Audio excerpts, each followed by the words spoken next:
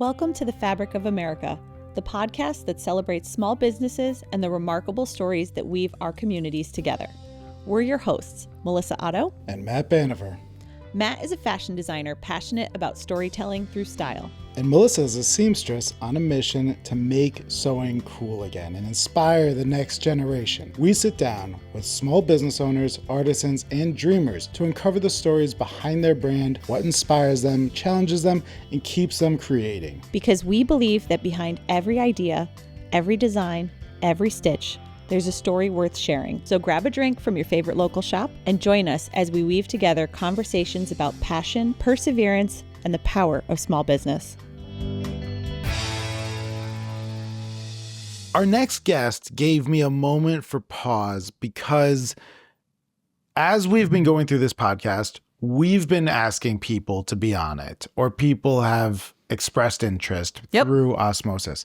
This is the first time that somebody completely random reached out to us and said, we got cool. Yeah, it was wild. Yeah. We had a marketing person reach out to us representing their client essentially, and saying, we think that he'd be perfect for your podcast. And he was. It was an instant no-brainer. It was like, oh my gosh. Yeah. Like, and this was, we normally will record an episode and then air it maybe a month later.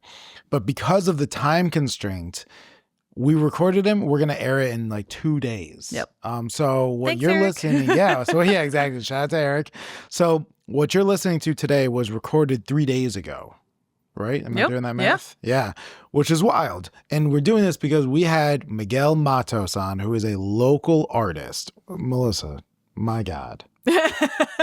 He's amazing. Like, how his mind works I've never is fascinating. met anybody who could out-talk us. Well, with such particularly you. Well, yes, very true. Yeah.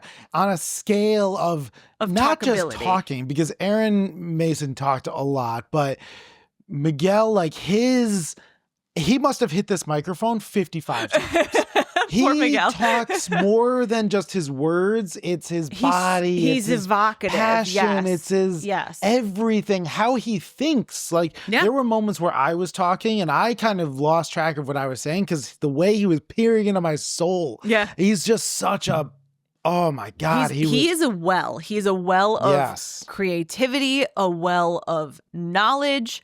His background, it's so interesting. So I'll give you the quick cliff note in that he started off with a career in finance and basically walked into a movie theater one day, saw a movie about Basquiat, the artist, walked out and was like, I'm an artist. Yeah. Like, I can do that. Yeah. He had we talk about like delusional energy and stuff like that, but like that's what it takes to be a business owner, to do these brave things that everyone else is like, I could never do that. He just was like, no, I'm doing it. Like, and then just it poured out of him. Yeah. And this wasn't when he was 25. Yeah. This was 6 years ago. Yeah. Like, And I think he says he's in his 70s. 71. So there you go. So Like in his 60s, a full-on shift. And so aside from the fact of being an incredible artist, and he works in all these different mediums, and he kind of credited not being classically trained in a way to his freedom and creativity and form.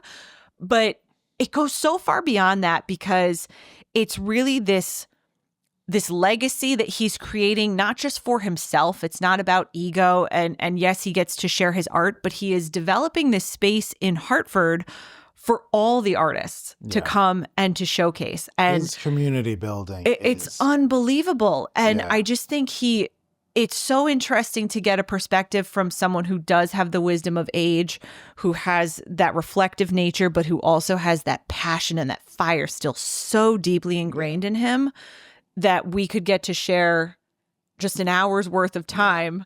That went by so quickly. Oh my gosh. He's just amazing. He was incredible. His wife joined him. So throughout the interview, you are constantly going to hear him reference his wife, who was sitting off screen. Off camera, yep. And it just was such a joy. And, we talk about building community, but in an intangible way of just talking, but he is truly building brick by brick a physical community in Hartford, in Parkville. he talks about this event that's happening the end of this week on Friday. But you can find more information in the show notes. But this art gallery that he has every 6 months or every 3 months. Every 3 months, it'll rotate With six different new 6 to 8 artists. artists. Yes, yeah. correct. So new artists will come in. So he'll have like essentially an art gallery opening every 3 months. Yep. Which is incredible. Which I'm looking forward to yes, attending. Yeah, I know all what the we time. will be doing every 3 months. Every quarter. Yeah. So I can't wait for you to hear and enjoy true passion with Miguel Matos. We are very excited today. We have a local, I'm going to call you a legend already. So I know it's on the up and ups, but we have Miguel with us today.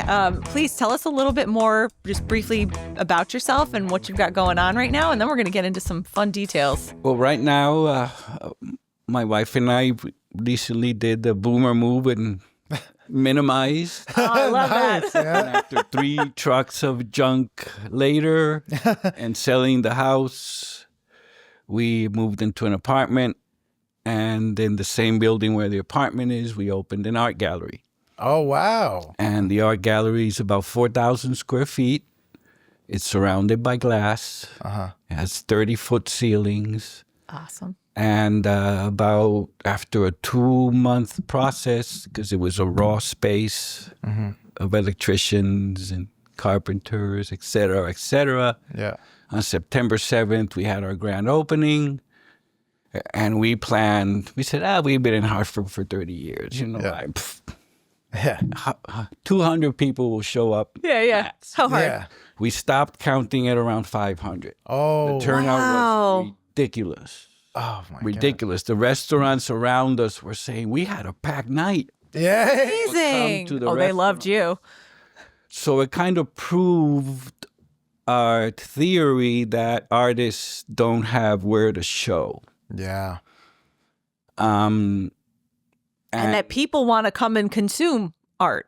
And people want to see it, and they want it to be affordable. For example, one of our rules is we don't allow any art over $2,000. Yeah.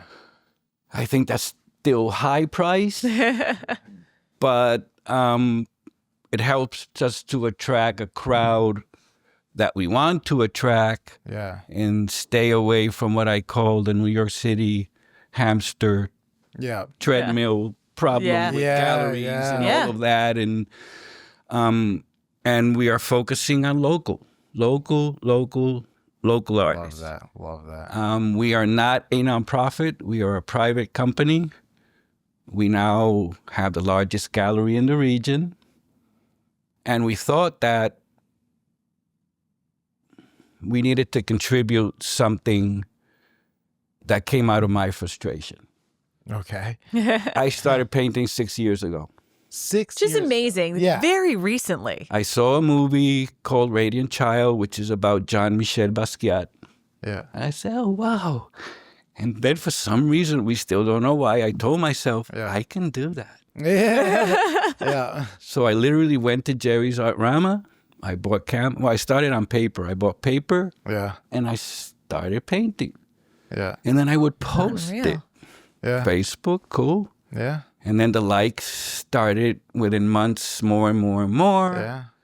And then at that point, I was doing 2 to 3 paintings a day. Wow. And this one would say, you still painting? Yeah. So then at one point where I had close to 100 paper paintings that were all the size of my dining table. Oh, Wow. wow. I've never used an easel. I don't know what that is. I didn't go to art school. Yeah. So there's a lot of things that I don't know that I'm supposed to do. Yeah. Yeah. Then my nephew said, Dad, people said, Tio, people don't buy paper, they buy canvas. I said, oh, really? Okay, so I'll go buy some. Switch. No problem. And then I thought that I needed to have a size that I could fit in my car. So Yeah. all of my paintings are 30 by 40. And everybody asked me why. And then they laughed. Yeah. It fits in my car. Yeah. So long story awesome, short, actually. Smart. Economical. after a lot of likes, I got invited to show, Yeah. a group show. Wow. So I show up with a roll of paper, Yeah. like with 80 paintings. And they go, what? Yeah. I said, yeah. So that was a 224 Eco Space. I was there for a while. And then they asked me to stay. And by then I had shifted to canvas. So I showed up with about 60 paintings, and I was there for about 2 years. Wow. And it was a great place for me to show and learn about hanging paintings and painting paintings. And this is all in Hartford. This is all in Hartford. I Wow. was doing it out of our house on Columbia Street. Wow. Then I got asked to show at a place called Upward Hartford in the Stilt building Yeah. downtown. Yeah.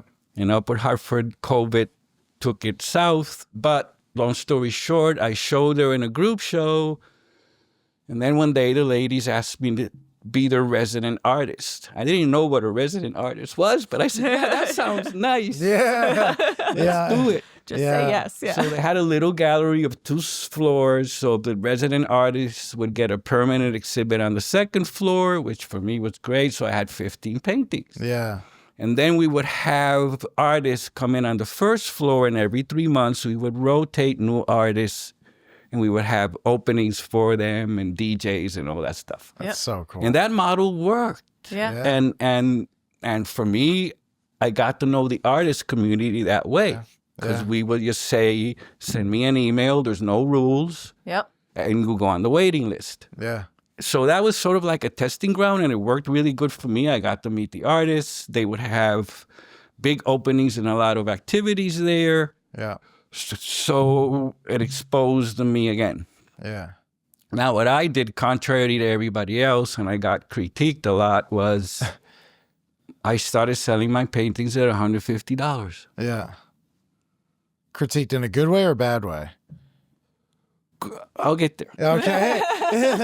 'Cause I thought, to me, because Picasso, I read a book, Picasso, that's still an art book, and he said, if you can't stop painting, that means that you have it. And I couldn't stop. Wow. And then the second advice was, okay, get it out there, even if you have to give it away. Okay. So, because getting your name out Yeah. is more important Doesn't Yeah. hurt. than making Yeah. gazillion dollars and being Yeah. rich at Absolutely. day one. It's not going to happen. Yeah. So because I was so prolific, at one point, I had a lot of paintings to show. And I thought that since I can produce this much, at this point I would have 120 of them sitting around the house Yeah. in piles. Right? Need some free space. So, okay, I can get my name out with this. Yeah. Yeah. So when I had an exhibit, I would price them at that price and they would sell. Yep. So now I go, people like the stuff. Yeah. So it's relatable. Yeah. And because I didn't go to art school, you can see in my paintings that I can go from total abstract to something magical, as I call it. So years go by and I start having solo shows. Cool. Nice. Yeah. So at one point, about 3 years ago, I had shows in every single gallery in town because I had 120, 150 paintings. Stuff to go Yeah. around. I didn't ever Perfect. stop. Spread the wealth. More to the point. Yeah. Spread the wealth. And then what I did, following the advice of Picasso, was I did 2 things. Not rich, so I can't give you money nonprofit for allowing me to use your gallery. But when I leave, I'll leave 20 or 30 paintings behind. Wow. Right? And thank you. Now you go to these places and all of their offices are decorated. Get the name out. That's cool. Get the Yeah. name out. Yeah. Can you get Yeah. the name out? Yeah. And something that I still do is I always have a pile of about 10. And if you bring a child, they get a free painting. All right. All right. If they don't look too old enough, Yeah. age, they get it. So that's been another That's so promotional cool. vehicle. And what happened is the name got out there. Yeah. That combined with social media, because I still would post every single thing I do. Yep. Sometimes I do 3 in a day. Yeah. My last batch, I think at the gallery I have 30. I did them in a month. Yep. Wow. One a day. Yep. And what happened was during COVID, I became a contact tracer because yo hablo español, so me llamaron, Departamento de Salud, mira, we need Spanish-speaking, our people are dying. So I took the training and I became a contact tracer, and there was 30 or 40 Latinos taking care of the Spanish-speaking population in the state. Then I got promoted, and I got promoted to the 911 guy. Oh, my God. So if the conversation reached a certain level, and this is way in the early days when there was no vaccine, none of that, then the call would come to me. I didn't have a script, and I could just, okay, what's going on? Yeah. About 3 months later, we ran the stats, and 68% of my phone calls were dying on me. You could hear the respirator going, the ambulance people. I got to know all the ambulance folk around. What? Wow. So the stress that produced was incredible. Yeah. So I said, I'm going to start painting. So there was this program called Sketchbook. And since I would sometimes sit for 2 or 3 hours and do nothing, waiting for the 911 call, I started doing sketches. Mm-hmm. Long story short, 18 months later, I have around 1,500 sketches. Oh, my God. No, this... Yeah. And she's... You're like a fountain. We can scroll. Just keep going. Yeah. Now I can really not stop because digital is so much easier. Yeah. Yeah. And I learned 2 things. I don't sketch. Yeah. 1,500 sketches. Yeah.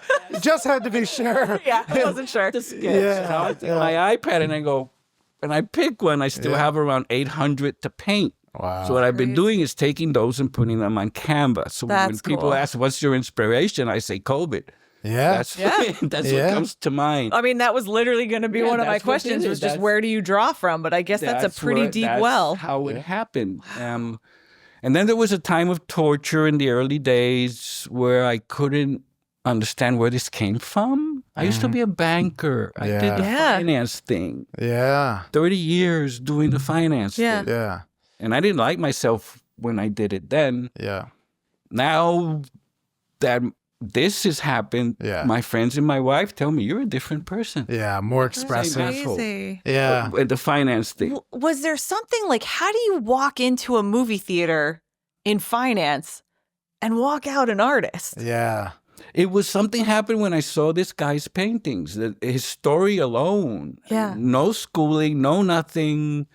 His inspiration word. So I literally just touched started something imitating. in you. Had you been? I would paint almost perfect imitations of Basquiat. Yeah. Had you been into art before then? Like in your When life, I was a did you appreciate banker, it? I used to do a lot of community stuff in my career because I hated being a banker, but there was opportunities to do community development. So I was always on board of directors of nonprofits, and that's a whole other long story. Yeah. And one of them had a silk screening shop.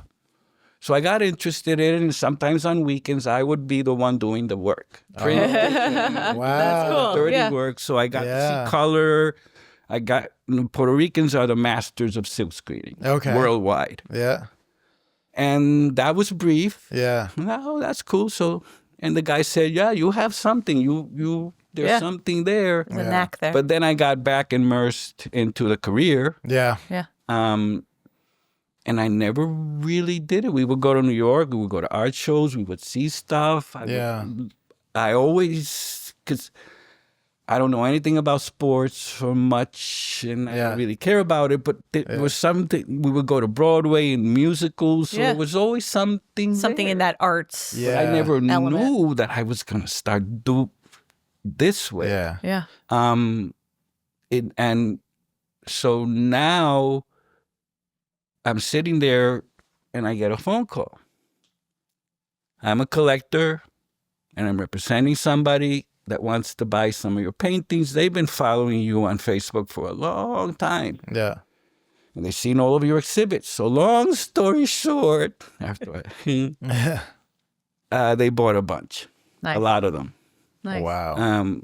And then I said, well, I have the same problem everybody else has. And I've met some of the artist community. Mm-hmm. Some of them welcomed me, some of them didn't. Yeah. That's geopolitics. Yeah. That's Every industry Yeah. has that. That's okay. I understood that part. Yeah. I majored in politics and finance. Yeah. That was a good You mix. really got a Yeah. good background on it. Yeah. So what we had in common was we don't have where to show. Yeah. There's a certain place that's called Ex Athenaeum. There's another place called House of a Famous Writer. And they have galleries and they don't show us. Yeah. They're in a different world. Yeah. We are not at their level. Yeah. They tell us we are not at their level. Mm-hmm. And when I was working for the city in a different role, because before I was a banker, working at the COO's office, we created an arts program, blah, blah, blah. And we found out that the data showed us that in the zip codes and the census tracts surrounding the Hartford region, we had one of the largest concentrations of artists. Wild. And I'm going, where are they? Yeah. Where is are everybody? they? What are they doing? And then you start meeting them when you get into the little galleries. You got a little thing. Little galleries. Yeah. Yeah. And somebody has a show and everybody shows up. And I say, so they are here. We just got to get And them we out. all have the same problem. Yeah. Yeah. Yep. So at that point, I said, well, I have a little money. Let's open a gallery now with these paintings that were sold.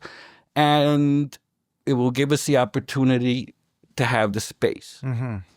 And we did it as a private corporation. We did not want to have to compete and prey on the arts money, Right. which in this state is very poor to begin with. Yeah. Right. It's few and far between. It's like, what? Excuse Yeah. me. When you compare New York and Massachusetts, which are our neighbors, we're in the dark ages. Yeah. That's a whole other conversation. So the idea was that I knew that I could sell my stuff if I had somewhere to hang it, Yep. as opposed to social media. Yeah. So I said, okay, 4,000 square feet, I have a quarter of it is mine, Yep. Yeah. my gallery. Yeah. Yep. And then the rest of it, I'll email all these people that I've met. Do you want to show? We're opening a gallery. Yeah. It's amazing. The reception was incredible. We were swamped. I bet. Yeah. Swamped. Just the process of picking who came in the first grand opening, which was 7 artists. Yeah. I didn't think that, wow, we're still getting 3 to 5 emails a month or more. Yep. People just submitting stuff to us. Yeah. I want to be there. I want to be there. So the waiting list is now close to 20 artists. Wow. That's great, though. So the idea is that they get a free space, approximately 400 square feet each. It's lit. It's ready for hanging. We spend a good amount of funds on lighting, air conditioning. We are totally insured. That burden is not on the artist to insure. Nice. Amazing. So the way it's designed, because it's surrounded by glass, we have 5 bays. And 5 bays is about 800 whatever square feet. Yep. And then each artist has half. Yeah. Okay. Surrounded by glass under wall. They hang whichever way they want. We don't Yep. let them get on the ladders. We do. Yeah. And then everything is hung. And now the last one came yesterday. So on the 31st, next Friday, we have our second rotation. Every 3 months, we will bring 6 to 9 local artists that will get the space for free. Amazing. And if we continue being lucky, they get 100% of the sale. Oh, that's There's awesome. no commission Wow. to us. Wow. That's incredible. That was not part of the business plan originally. Yeah. Yeah. We were going to get like 30, 40%. Yeah. Yeah. But a couple of weeks ago, the business plan made itself. We get a phone call from somebody saying, you're doing the second rotation like you said you were going to do. How many in this rotation? I said 7. And they're all getting the free space for 3 months? I said, yeah. Yeah. They said, why don't we start giving you 20,000? We want to be part of this. This is amazing. Oh my God. So basically, a sponsor called you. Yeah, because nobody else is doing this. Wow. Yeah. That's really cool. But we didn't intend this to become the business model, but it's nice. Yeah. And I'm Because sure we have your been artists funding appreciate it. We've been funding it personally Yeah. with Yeah. our company. Yeah. So that model now is taking off Yep. on its own. Amazing. So you only did it this way. Yeah. So you only did it that setup the one time. and had such success Yes. that now as the second one approaches, Yes.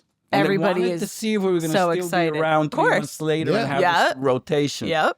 Every rotation comes with a DJ and an opening party. Yep. So we will have 4 opening parties a year. And people cool. were getting confused. Like, you just opened. Why are we Yeah, having yeah. another opening? No, it's a rotation. No, it's new. Right. It's new artists. 6 new Yep. artists. So if this model continues with about 3 or 4 funders, Yep. which is not a lot of money each, Yep. now we can really institutionalize the Right. free space, and every 3 months keep on having that DJ, having the music, having people come here. Now that model is beautiful, but that's only one of 3 pieces of the model. The second model is we've had a fashion show, Oh, we've had nice. baby showers, we've had corporate board meetings. It's become an event space Awesome. that we now rent $250 an hour Yeah. or $1,000 a day. You have your event in a space Yep. full of art. Yeah. Amazing. So smart. Yeah. I feel like we've talked a lot about Hartford in the past with a couple different guests. Yeah. And it's so strange to me how slept on Hartford is as an area. Definitely. And how when like the working crowd kind of leaves, it's kind of a ghost town. Yeah, Harvard And goes there's- to sleep. It's so weird to me. And you know, we go there socially. We've been to the coffee shops. I've gone and stayed at the Goodwin Hotel just to go. Like I volunteered with Dress for Success. I just don't get why more people don't come to Hartford. It's such a They're great afraid. area. They're Yeah. afraid. Oh, it's They're such a afraid. shame. We have to And change there's certain that. politics in downtown that hasn't worked for many, many, many reasons. I won't go there. It's in my past, I was a state commissioner, one of the first of the 7 that put $1 billion into Hartford.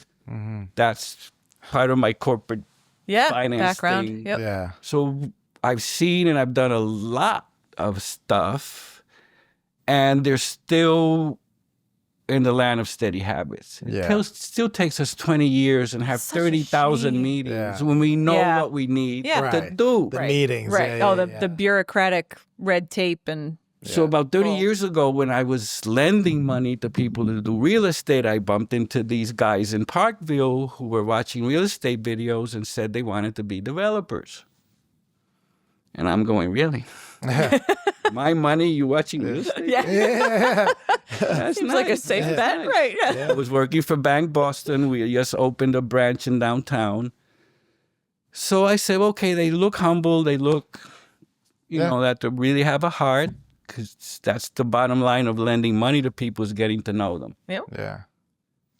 Long story short, 35 years later, they built Parkville. Yeah. And a lot of dollars were lent in the early days to take the risk to do that. Yeah. Now it's 19 buildings. Now it's a village. Among these 19 buildings, which 10 years ago we were told that we were crazy, is the Parkville Market. Yeah. Yep.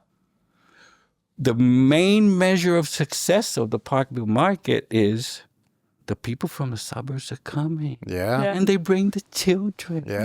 Yeah. Yeah. And the Exactly. children run around. Yeah. And there's all my this. my husband uses the rehearsal space there for Yeah. his band. So Yes. it's like, Yeah. and there's very few other spaces that Yeah. people can go and kind of There's more coming. collect that soon. way. Yeah. It's I- pretty There's awesome. right next building next door, soon will be announced a performance hall. Large, Wonderful. serious professional stage, Yeah. sits Yep. a lot of people. That's The stage outside will be rebuilt. Yep. At the end of Bartholomew Avenue, there's an empty lot with a building that has plastic flapping on the windows. That's the next Next one. part. Yeah. The next part I is hope in- it just continues to. Yeah, The next to part is an ag spread art its legs. district. The Yeah. next part Yeah. is a business Yeah. improvement district. The Yep. next part is a garage. Yeah. So it's becoming the second downtown. I hope The Pratt so. Street thing is going this way. Yeah. The Parkville Market thing is going Good. Well, because that I mean, Pratt sad for Street's Pratt Street, only but, yeah. like, you know, Pratt Street has a footprint. It can only be so big. Whereas Parkville is like, it It's can be spreading. whatever Yeah. it wants to be because Yep. it's being built in real time. If the politics of downtown change, then we have an opportunity to see it move. Yeah. But it has walls that they've established themselves. Yeah. When 10 years ago we funded the shopping little grocery store downtown. Yep. How long did that last? Yeah. Yeah. So it's kind of like they keep on skidding. They don't Yeah. get traction Yeah. onto it. And there's a lot of reasons for that. Yeah, I wanted to bring up something that I thought was very interesting that you talked about with this. It's almost like if you build it, they will come kind of aspect. You saw that there were all these artists out there. They just had nowhere to go. Correct. And how do you do something? And I think that same mantra, that same attitude is something that we do a lot in our worlds in a different way, which is my whole business. So I'm a fashion designer. All my clothing is made in America. And there's a huge aspect of, well, nobody makes clothing in America anymore. Yes, they do. You can't make clothing in America anymore. And I'm like, no. They are here. The number of seamstresses in Parkville alone, there's 2 right next to me. Yeah. Melissa's done it so much with her community is that she saw that seamstress, so Melissa's a bridal seamstress, and she saw that there's, being a seamstress is a very lonely, isolated job. You're just kind of doing the work. And then Instagram, people started being like, I'm from New York. I'm from New Jersey. I'm from Canada. And they would talk to each other. And it was like, let's build a community. And now years later, last year, this group of seamstresses went to Savannah, Georgia. And next month, we're going to LA. And now they're all coming together. So it's like we kind of do the same thing where it's like you beckon a call and see. Yeah. The community comes. Yeah. The community is there, chomping at the bit, waiting, saying, we're here, we're ready, we're waiting to do something. So but they didn't have where to go. Exactly. Right? All you need to do is kind of shine a light and say, here, this way. Guys. Yeah. This way. And so my question is like, where did that kind of come from for you? This like community, this sense to build a community, did it come organically? Because you said you came from finance. There's not much community in finance. Within finance, you can do community development. Yeah. And the law requires banks to do that. Okay. So I didn't know that was required by law. There's laws. Okay. They're a little now more flexible. Yeah. But it's called the Neighborhood Reinvestment Act. It was done in the 50s, and now they washed it a little bit. Okay. But still, there's certain corporate responsibility. Right. Gotcha. Yeah. That's disappearing now. But there was an era where that was, if you had a bunch of money, you had to do that to help out. Yeah. So I ended up working for Fannie Mae, which is a large, big, humongous thing. Yep. And I was a community development manager for New England. So I had Vermont, New Hampshire, Massachusetts, Connecticut, and Rhode Island. And the idea was to go out there and find all these folks that are doing stuff and teach them how to create community development corporations and how to get money to build affordable housing. Okay. Yeah, okay. So I focused and did a lot of that in many years. I did, for example, I was a loan executive for the Learning Corridor project in Hartford, which was Trinity College, Hartford Hospital. They built a bunch of schools, built a bunch of homes for people to become homeowners.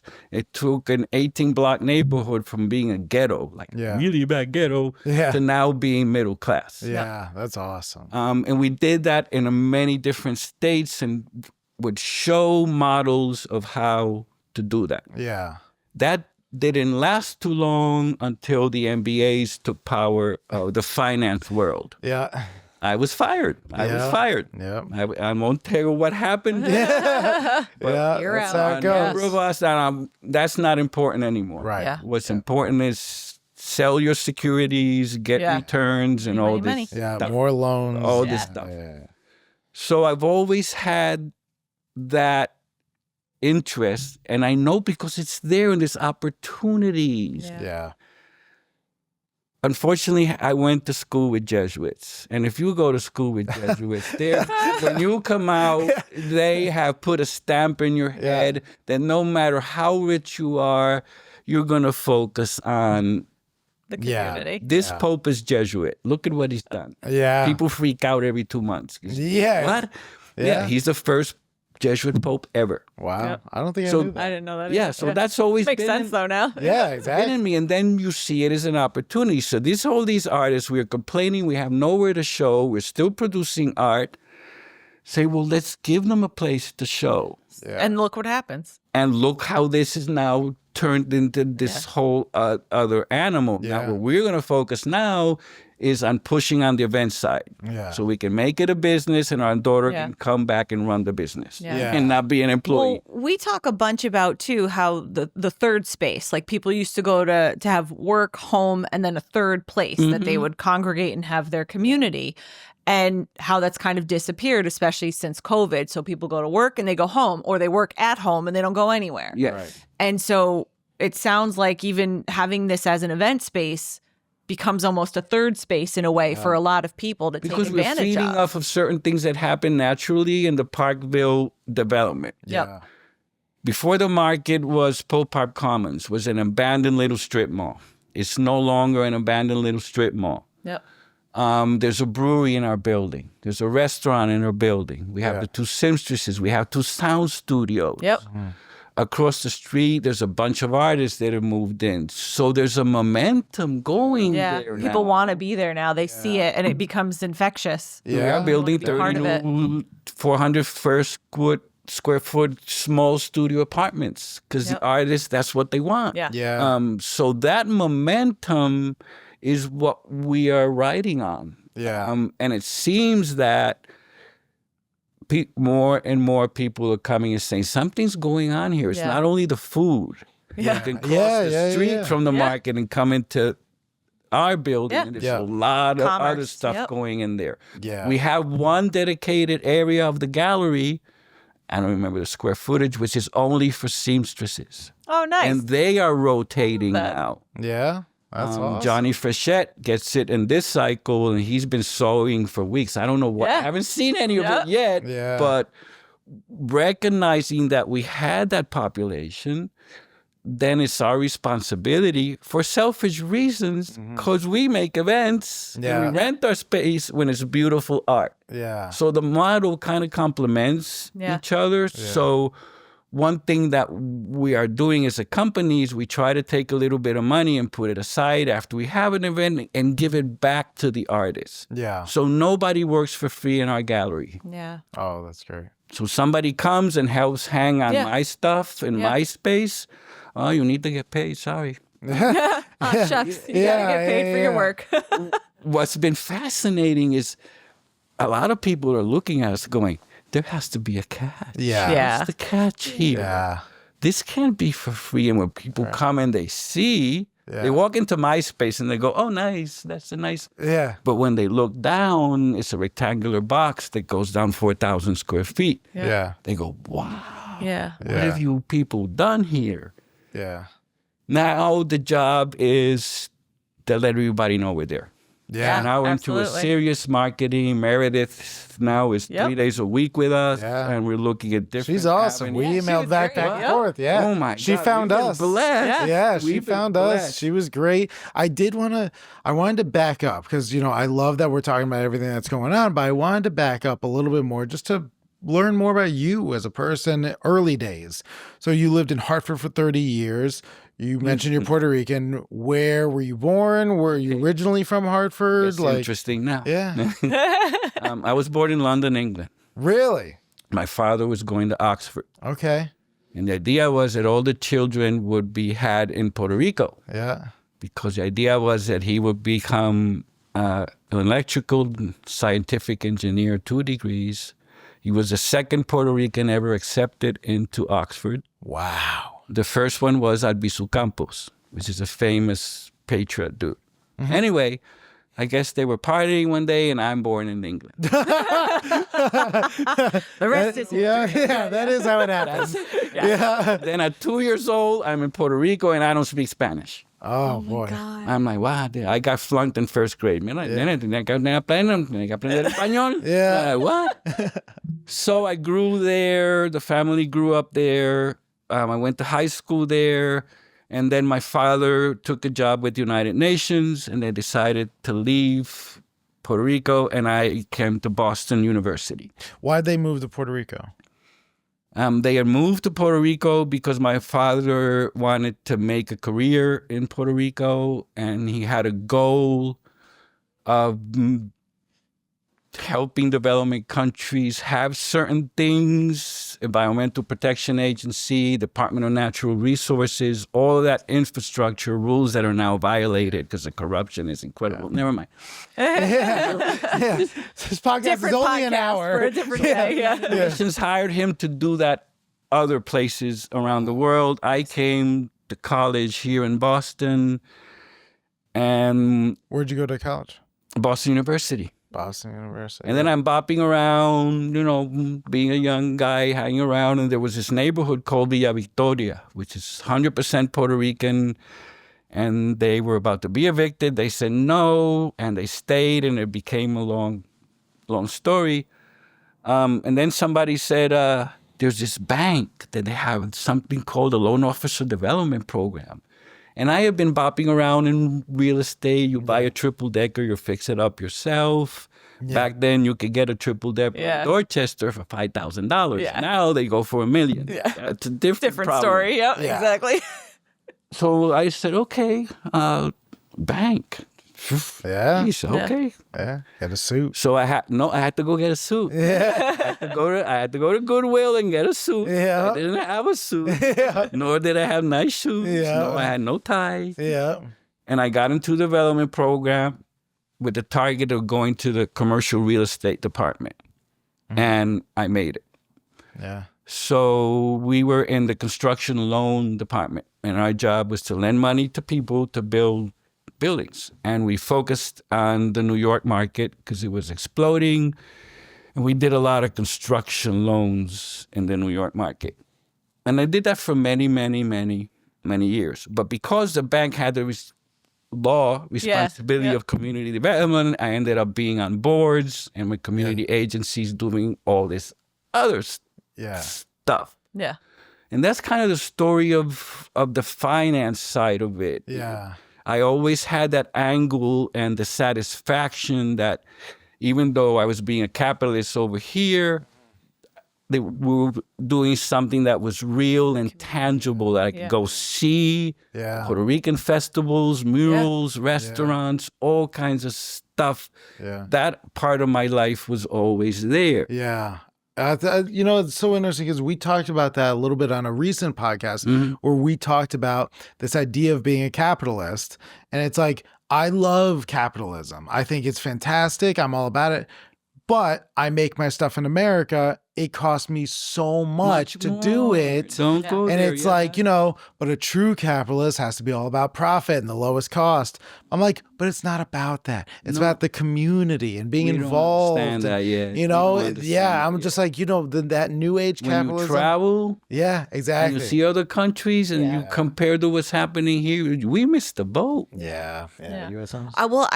I wanted to actually kind of segue too and touch on this idea of capitalism in art, right? Like, because we hear so much about that side that's creative and it's free and it's bohemian and it's everything. But at the end of the day, I mean, you're having a gallery, there's money that's got to flow in and out. How do you kind of combine those two ideas of like commodity and creativity? Also, take a sip of water if you need to. You've been talking a lot.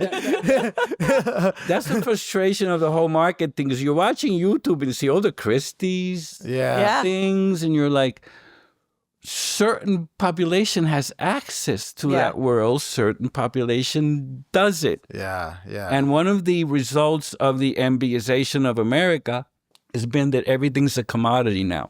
Yeah. Including art. Yep. People don't buy art except certain populations. People like to go look at it. Yep. And enjoy it. They understand how important it is in the human growth and stuff. But it's become a commodity and exclusive to certain populations. Yeah. There's certain people that I won't name that wait for the Basel yearly show, which is now a big thing. That's an example of how much it's become a commodity, because only galleries can participate. So these people send people dressed up as cleaning and vacuuming people so they can buy the art before anybody sees it. What? No way. So with this kind of stuff going Yeah. on, Right. you're like, well, what about the regular kids? Yeah. People that are in school that no longer have an art class. Yeah. Yeah. It's a natural human expression, Yeah. and we're shutting all these doors. When you make it so exclusive, it's goes the opposite of what we need, right? Like we need art for kids Yeah. and for the disenfranchised and Yes. for people who are struggling emotionally or physically, mentally, whatever, because that's the thing that pulls us out and like strikes something inside you. That's where like the essence of art But the comes gallery is from. another proof of Right. how that is. The demand is there. Yeah. Yeah. Open Studio Hartford. We filled the building. Long story, we're one of the premier sites. And we have a bunch of artists running around. And then this person walks in looking for me. It happens to be one of the superintendents of one of the school systems. And they say they want to use my art to teach. Wow. And I'm going, you want to do what? She says, a month later, Caroline, first grade teacher, and her husband Roger, they pick up 2 paintings and they're teaching first graders now. Yep. So, That's yeah. well, how Yeah. would you ever think that Yeah. that would come Yeah. as part of this whole thing? Yep. Yeah. So we're seeing so many different manifestations of the need for art. Yeah. I'm a huge proponent of the internet, social media, and there's a lot of talk about how everything's going to be AI and this and what. I'm just like, I think that humans will rise to the occasion of there's something irreplaceable about a human making art. I think it's great that AI can make a perfect image of a cat in space. But we're seeing now, and this is proof, that as big as AI gets, there's this local resurgence following it, because it's Right. like you almost have... It's like like the antithesis. And so this brings me, this actually, wow, that I'm thinking about this. We were having this conversation about selling yesterday, and we were having this conversation about this concept of you need 2 items to sell. And there was this study done. A guy had a Pepsi vending machine, and his sales were okay. And he was like, okay, well, like I need my sales to get up. So he opens a bunch of more Pepsi vending machines in all these different places, and they all did okay. But then he opens a Coca-Cola vending machine right next to the Pepsi machine, and his sales skyrocket, because when it was just a Pepsi machine, the question is, do I want a Pepsi or not? Do I want soda or not? But when you put a Coke, it's no longer, do I want a soda or not? It's, do I want a Coke or a Pepsi? Or Pepsi. So the same thing with, like, for years, art has just existed. And it's like, do I want art or no? But now if it's like, do I want digital art or real art? Now there's a drive for real art. And I think that the internet is showing that when given the choice, you can either see something that's created instantly, or you can learn about a human being's real story, how they're connected, and see the community grow around it, how it's more than just the colors and the images. It's everything. It's your story on there. It's the fact that it was 6 years. That's the key word. Yep. That's the story. AI can't tell a story. Yep. AI can show you how it's being made. Yeah. So what we're starting to do is film our artists. There's a certain space. I love I'm there that. at 3:00 every day. Yep. I paint. Yep. Yeah. So now Meredith, because Yeah. she's the brain, starts Yeah. filming me. Oh, that's great. People will watch you paint Yeah. as opposed to tell an AI machine, make me Right. a butterfly. Yeah. Because you can't see how the machine made the butterfly. Yeah. Yeah. But you can just see appears. me painting. Yeah. That's fantastic. So we're trying to do that more and more. Where can people find those videos? Our website is going to, that's the next phase of a lot of things Okay. that are happening, is we're going to start, we call it Parkville Art Gallery Mike Day. and we will interview you, we will film you. And then part of your agreement of being in our space is you have to do a project or two with us. This is Wow. for you to just show your art and walk away, and I Yeah. see you for 3 months. Yeah. Yeah. So, for example, right now, because we are in a community that we recognize there's a lot of data, then everybody's ignoring. Hello. You have I know. You have a lot of hot takes. So I'm in the Portuguese community. Yeah. I'm going, when I go to the market and there's these 3 big new TVs, and I'm going, And then I come one day, there's all these Portuguese people drinking beer and watching soccer. And I go, cool. And they're getting hysterical. And some guy runs out, I don't know their names, and they go like bananas over this guy. Yeah. And I'm watching and I'm going, this is cool. So I'm in the gallery and I'm talking to Anthony Cito. I said, Anthony, let's do a 10 painting soccer figures with the colors of the teams. Oh, I Yeah. like that. And then we let all the Right. so we, But it's that Exactly. connectivity. That's this, one and example. now So he'll a make a little subgroup- money. I'll make a little money. Yeah. And our names will get out there. So now there's 2 Portuguese restaurants that went, you're painting who? Yeah. Yeah, they're coming soon. That's one example. The other example is when we made a little money with the recent events, we commissioned 3 artists to work together. Yeah. Ooh. October, it's a big mystery. We haven't heard anything. We know they're meeting. Yep. And it's a videographer, a photographer, and a muralist. Nice. Wow. And we told them that the theme had to be poverty. Okay. And you come back and we'll give you the gallery for a month to have a show. Oh, wow. They're jumping, they're because they never had, Yeah, there's it's a opportunity. carrot at the end of the Yeah. stick for Yeah. them. Yeah. That's fantastic. So if you can look at what you have where you live and have somebody, in our case, like my wife and Meredith, they say, look over there what's happening. Yeah. Yeah. Yesterday, I've been saying we have to have 1 or 2 community projects. Yeah. So we have one already. What's a community project? Involving the community, involving what's going on around us that may be Gotcha. value that has an art That's component cool. to it. That's cool. So the first project that we have is coincidentally one of the buildings that is owned by the development company has about 50 Columbia bicycles in the basement. Parkville used to be a manufacturing center.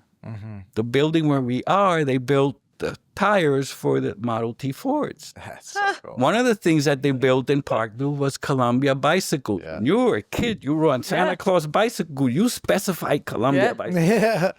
So the plan is that I'm supposed to learn how to weld with our Portuguese welder who doesn't speak English. And I speak Puerto Rican. So Yeah. let's see where that goes. Yeah. And we're going to cut up the bikes and do something similar that was done with the cows. Remember the Yes. cows? The picture of the Yeah. cows? Oh, I that's don't know what the relationship between Parkville and bovines is, but Yeah. we're not doing cows. Yeah. Yeah. And we thought that making sculptures with the bicycles, Yeah. and I did 5 designs, would be a good way all the way from the border of Bushnell Park on the Park Street all the way to the Italian Portuguese neighborhood at the Prospect Yep. to offer that to the businesses instead of cows.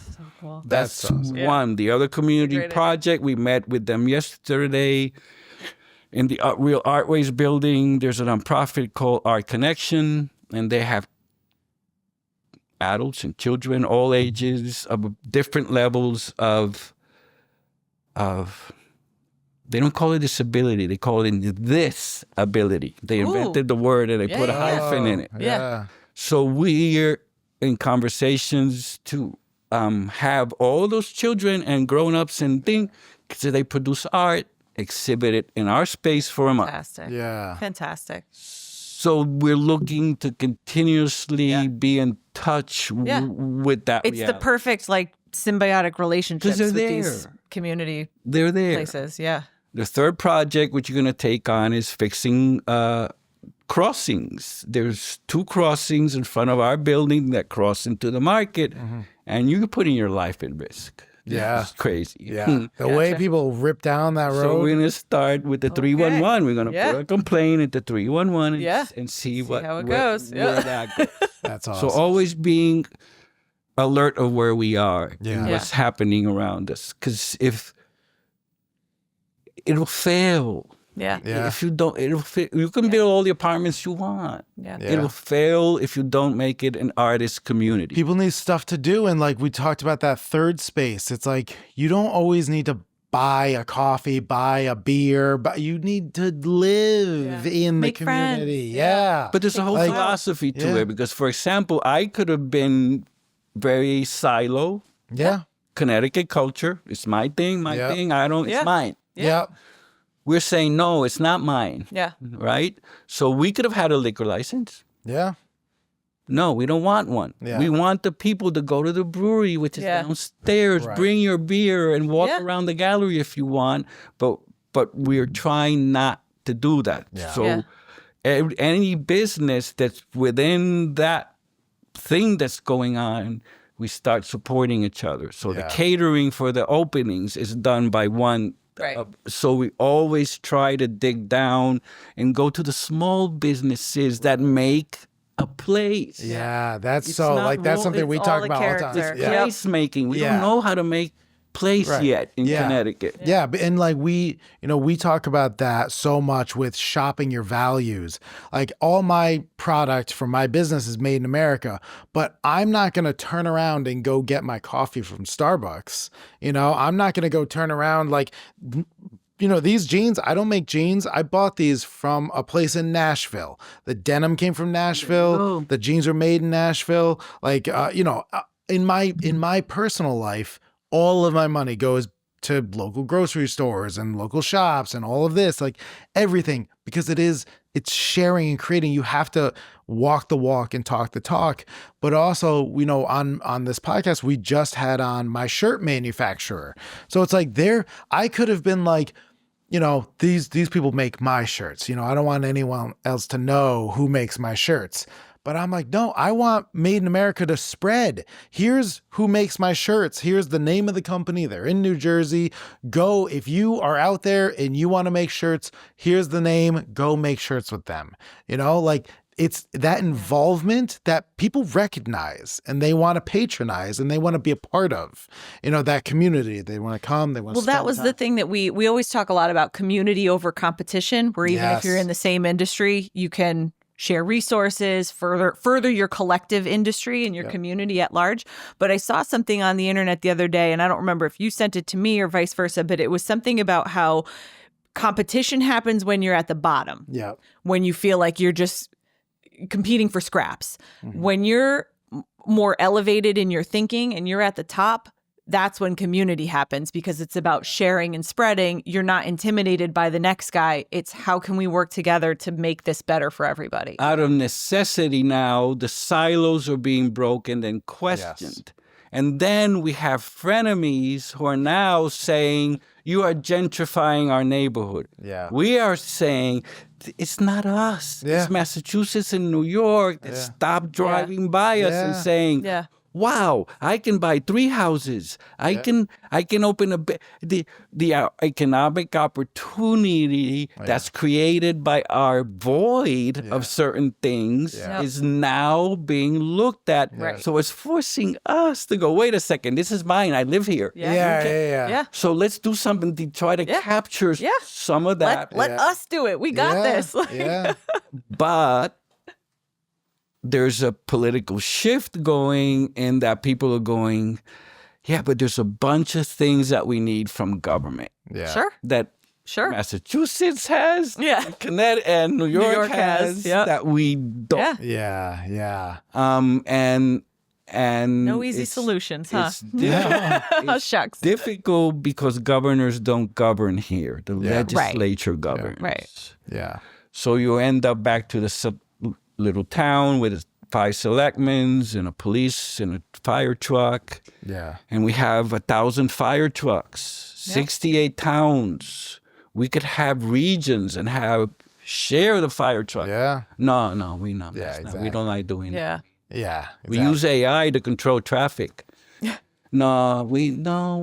That's too modern for us. Let's talk about it. We'll talk about it for 10 more years. Let's put a committee together. We don't have the time to talk about it because the problems are happening now. They've been happening. Yeah. It's a New England bubble. It's being burst. Yeah. So let's see if that momentum continues or if we continue saying, no, we're going to have now more exclusionary zoning laws. We have to take control of that bubble. Otherwise, people from Massachusetts and from New York, like you said, are going to come in and take control of it and for it's happening. us. Right. And we're stupid enough that we start fighting with each other when they're the ones driving this new economic thing. Yes. Yeah, exactly. So those that are responding to that political force and not looking at what they have and trying to tie that first, they're going to fail. Yeah. It's going to fail. So the next 10 years here is going to be like really, really interesting. Yeah. We're really not critical. used to this. This is new to us. It's happening new in territory. Vermont. Yeah. So it's hard to believe, but we are at the end. Yeah, it feels like it's been 8 minutes. I know. And you did a bulk of the question or talking, which is crazy. Yeah, your wife wasn't kidding when she said you could talk. Yeah, you were. But I wanted to. There's two main questions we usually try to ask at the end. But one of them is, what do you hope for in the future? But there's something, because we just had a conversation where we talked about time and being an adult and how we feel that being trapped in that rat race, this is my life and this is how it should be and this is how it should play out. But I'm going to guess that you're over 21 years old. And that's the challenge. And you have completely reinvented yourself with a new talent that most people would say, you either have it or you don't. You just picked up a tool one day and started doing. So to people feeling stuck in a rut, what's something that you would say to them? Push your boundaries. The older you get, things get harder. You fall down. It takes 3 months to heal, not 2 weeks. There's a lot of lessons that you've learned that the internet makes us discount and take for granted. Yep. We need to value talking to people. As a boomer, I get frustrated with millennials because they text me, I want to talk to you. I Totally fair. The art accident forced us to say, okay, we're in our 70s now. Yeah. And luckily, primarily because of her, our diet has made us healthier. Yeah. So there's certain things you want to be happy, and in this system it's hard. Yeah. And we go back to the rat race thing. Yeah. But we get to a certain age that you're retired, and we were lucky that we have certain income that we can now sit back and go. So it's a luxury for us. But there's a lot of people that don't have this luxury. Yeah. So examine what you have. And I mean, for me, don't be greedy. There's enough money for everybody. I don't need to have $500 billion. Yeah. So what am I going to do with that? Look at Warren Buffett. He gives 90% away. Yeah. That thinking, hopefully our children will bring back and follow. All we can do is be an example. Right. Yeah, I just read this book about Teddy Roosevelt, and it sounds so much like your story. And what you said perfectly about traveling and seeing more of the world, you feel like I need to be a part of it and create community. So he was his dad was one of the richest people in New York. He was born in wealth. He was such he could have had the world on a platter, but he was like, no, I'm going to go be a cop, be a congressman, try to help the people, go to the Badlands. At 40, he enlisted in the Navy, he wanted to be a part of, he was like, I'm not above anybody else. He was truly one of the only politicians who was for the people. And it really came from going out and seeing the world and touching and shaking hands with community members. I love what you said also, the art accident. That was really cool. That's a very... We laugh at the accidents That's really constantly. funny. They continue to happen. But an example, last week, Ellis Echevarria died on us. He was in his 50s. He was an incredible we were not even close to his ankles as artists. Yeah. And he died in his sleep. Wow. So we go like, wow, so let's try to accelerate this. Yeah. How do we tell the young ones that they don't have a lot of time because we only have 2,000 elephants left? Serious, travel, go see the stuff. Yeah. That's a great point. Yeah. Rather than worrying about that, go see it. See the world. We had plans to retire in Puerto Rico, but global warming doesn't allow us to do that now. Yeah. So there's a whole other thing happening that when you reach our age, you impacts your decision. You reevaluate. It's not about retiring in Florida and having the go kart and riding around. Yeah, exactly. You can't do that anymore. Well, it sounds like, if I can be so direct and bold, like you're creating a legacy, but it's not about you creating your legacy. It's about leaving this lasting piece for this next generation of artists, the greater Hartford community at large. You know, you're impacting people far and wide, whether you're intending to or not. It's a really beautiful great thing. Side benefit. It's a beautiful thing. Great side benefit. You're leaving the world better than you found. Absolutely. But our selfish reasons, we want our daughter to come back home and have a job. All right, I love that. You sound like you sound like a monster. What a bad parent. Exactly. Shocking. That's wonderful. The more you give, the more you get back, and it's hard to give sometimes. So It's true. hard to give. People don't accept it. People question it. Yeah. Yeah. But if you do what is hard, your life will be if you do what is hard, your life will be easy. No, if you do what is easy, your life will be hard. If you do what is hard, your life hard, will be your easy. life You're will be saying easy. it. You just did it backwards. Yeah, That's exactly. okay. I did it backwards. But just put in a little extra effort. Go, instead of sitting there watching AI make some art, go down to Parkville and meet the local artists, shake their hand. But Buy some art. with the last couple minutes, can you please plug where it is, when it is, how it is, the address? 1429 Park Street, Suite 204, 4,000 square foot art gallery that can hold 6 to 8 artists at a time. We are now the largest gallery in the region. Amazing. Privately If somebody wants to show their art, who do they get in contact? We don't have committees. We don't have people with hearts or rules. They send me an email. What's the email? They go on the list. MiguelMatos@gmail.com. That's it. Perfect. MiguelJMatos@gmail.com, or easier, Parkville Art Gallery @gmail.com. Okay.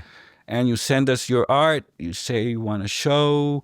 Hopefully you're not from out of state because we're focusing on locals. And you go on a list.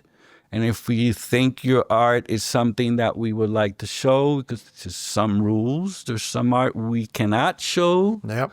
Because we have children coming through. Sure. Yeah. And there's some stuff. Too much. Yeah. But other than that, it's pretty open to trying to push the local artists all the time. I love that. That should be one of your arts. Local. Yeah, We just make a continue t-shirt. doing yeah. Well, So, Miguel, Thank you so much. this was We appreciate amazing. your time. Such an honor. Thank you. Shout out to Meredith who reached out to us. You know, she was very persistent. She found me on Instagram, my business, my personal, my email, all of these things. She was like, "Hey, I've got a guy. She had the most wonderful things to say. She did. So great. Meredith is doing amazing work because, and I think it's a testament to you having a dream that she believes in, you know, and what we have is a story that's interesting. And my accidents have become an interesting story. So we're capitalizing on that. We had a time when we were